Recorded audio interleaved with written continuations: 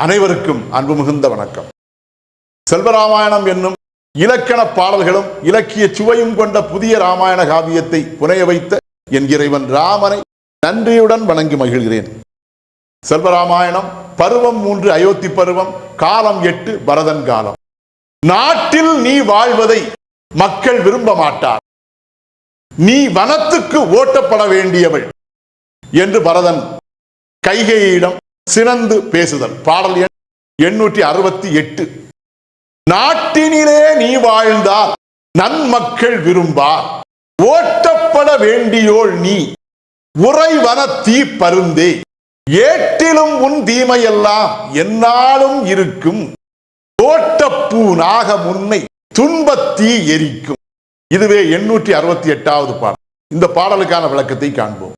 நாட்டினிலே நீ வாழ்ந்தால் நன்மக்கள் விரும்பார் என்ற முதல் வரிக்கான விளக்கம், நீ செய்த கொடுமைகளை நினைத்தால் நம்முடைய நாட்டிலே வாழக்கூடிய நல்ல மக்கள் எவருமே நீயும் இந்த நாட்டிலே வாழ்வதை, மிகவும் கொடியவளாகிய நீயும் இந்த நாட்டிலே வாழ்வதை நாட்டில் வாழக்கூடிய நல்ல மக்கள் விரும்பவே மாட்டார்கள்.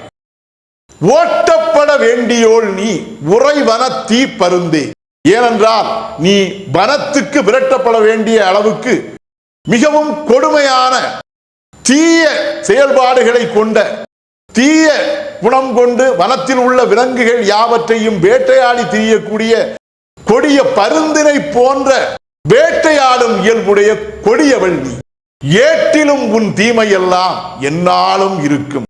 அவ்வாறு நீ செய்த கொடுமைகளை எல்லாம் இந்த உலகம் ஒரு நாளும் மறக்காது.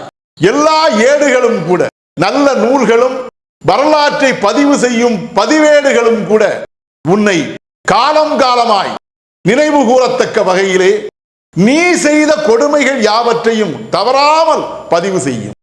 அவ்வாறு பதிவு செய்வதன் மூலம் நீ செய்த கொடுமைகள் யாவும் காலம் காலமாய் நிலைத்திருக்கும். இங்கே வரலாற்றே அல்லது நூல்களிலே நீ செய்த கொடுமைகள் யாவும் நிலையாக நிலைத்து இடம்பெற்றிருக்கும். தோட்டப்பூ நாகம் உன்னை துன்பத்தீ எரிக்கும். தோட்டத்தில் உள்ள பூக்களிடையே மறைந்து வாழக்கூடிய பூநாகத்தை போன்று நீ நம்முடைய உறவு தோட்டம் என்னும் நம்முடைய குடும்ப உறுப்பினர்களிடையே மறைவாக நின்று உன்னுடைய தீய குணத்தினை வெளிப்படுத்திய தீய தன்மை கொண்ட நாகத்தை போலவே, கொடிய நாகத்தை போலவே நீ இருந்துள்ளாய். அத்தகைய கொடிய நாகமாகிய உன்னை துன்பம் என்கிற பெரும் துன்பத்தீ விரைவிலே எரித்து அழித்து விடும். இதுவே 868வது பாடலுக்கான விளக்கம். செல்வராமாயணத்தின் 869வது பாடல் மற்றும் அதன் விளக்கம் ஆகியவற்றை அடுத்த பகுதியில் காண்போம்.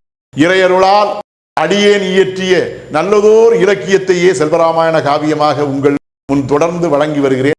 உங்கள் அன்பையும் ஆதரவையும் தொடர்ந்து தந்து இந்த புதிய ராமாயண காவியத்தை அனைவரிடத்திலும் கொண்டு சேர்க்குமாறு உங்களை அன்போடு கேட்டுக்கொள்கிறேன். அனைவருக்கும் நன்றி, வணக்கம்.